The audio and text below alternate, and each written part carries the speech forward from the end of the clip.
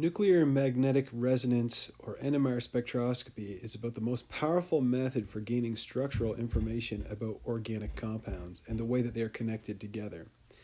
So far we've looked at infrared spectroscopy and mass spectrometry. And infrared spectroscopy was used to help us determine functional groups, and mass spectrometry could help us determine molecular formulas.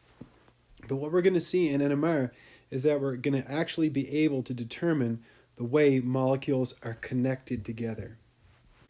NMR involves the interaction between electromagnetic radiation, or light, and the nucleus of an atom. So, since we're studying organic chemistry, we're going to focus on carbon and hydrogen nuclei.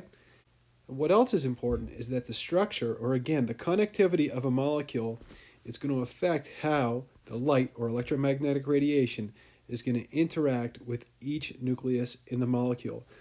So we're going to be able to use light to differentiate between nuclei in an organic compound.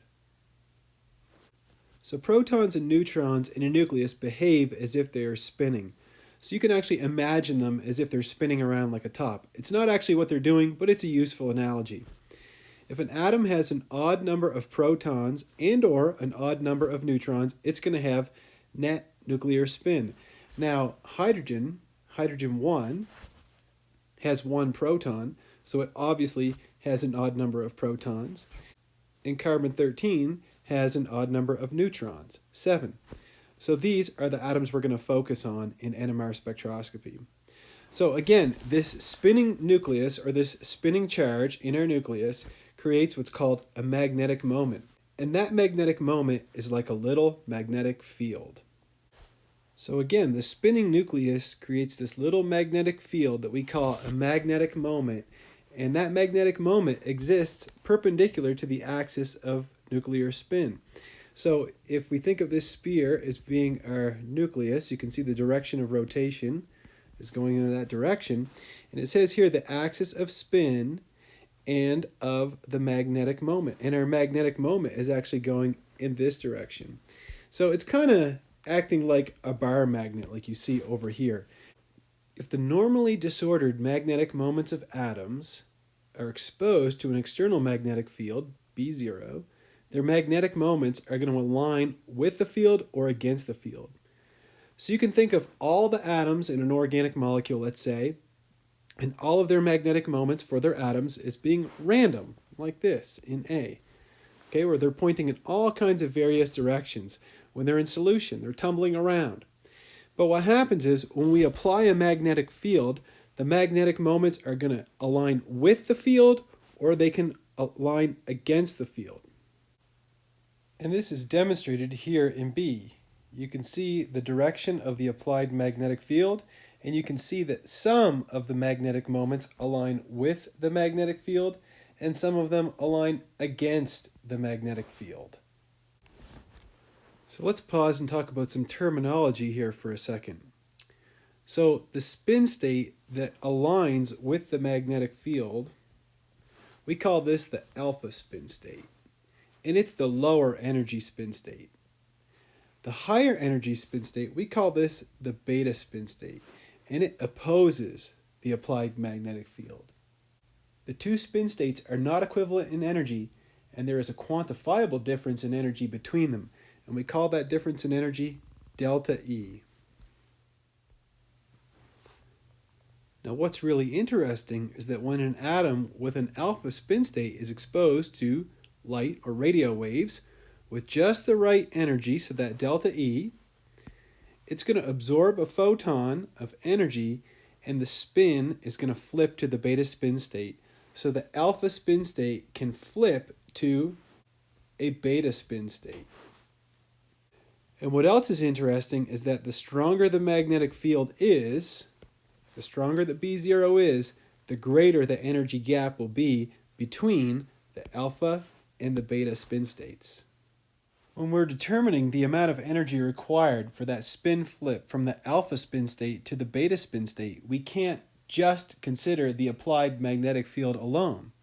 Because what happens is that applied magnetic field is also going to cause electrons to circulate around the nucleus, and what that does is it induces an opposing magnetic field, and we call that diamagnetism. So here's our nucleus right here that is spinning, but it also has electrons around the nucleus. And what happens is when we apply that magnetic field, it's going to cause the electrons to circulate, inducing an opposing magnetic field. And that's shown by these lines here. So you can see that they are going in the opposite direction from the applied external magnetic field. So then the net effect is that nuclei are going to then experience less of the external magnetic field, and we say that they are shielded. So they require less energy to spin flip. Because you remember that the stronger the magnetic field, the larger the energy gap between the alpha and the beta spin states. So nuclei surrounded by less electron density are said to be de-shielded. So when a nucleus is shielded, it has more electron density around it and it requires less energy to spin flip. And when a nucleus is surrounded by less electron density, it is said to be de-shielded and it takes more energy for the spin flip to occur.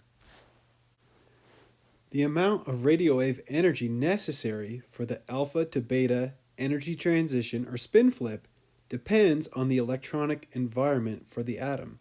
So what it means by electronic environment is the nucleus shielded or de-shielded? When the alpha spins are flipped to beta spins, energy is absorbed and the atoms are said to be in resonance.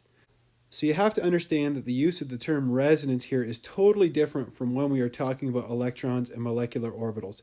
That is a completely different subject. The amount of energy required for each proton to spin flip tells us about its electronic environment, and thus the structure of the compound. So again, the electronic environment tells us whether the nucleus is shielded or de-shielded. And we're going to be able to use this information to help us determine the structure of a compound. So the take-home messages of section 15.1 are that because of its charge and spin, a nucleus can behave like a little tiny magnet. And NMR spectroscopy operates by applying a magnetic field to nuclei and then measuring the amount of energy necessary to put those various nuclei into resonance. Also, nuclei in different electronic environments, whether they be shielded or de-shielded, require different amounts of energy to bring them into resonance. And what we're going to see moving forward is that an NMR spectrum is going to provide a signal or peak representing the energy necessary to bring each one of those nuclei into resonance. So the take-home messages of this video are that because of its charge and spin, a nucleus can behave like a little magnet. And NMR spectroscopy is going to operate by applying a magnetic field to nuclei and then measuring the amount of energy necessary to put various nuclei into resonance, or to do that spin flip. And because of the different electronic environments of the different nuclei, whether they be shielded or de-shielded, they will require different amounts of energy to bring them into resonance. And what we're going to see moving forward is that an NMR spectrum provides a signal or peak representing the energy necessary to bring each nucleus into resonance.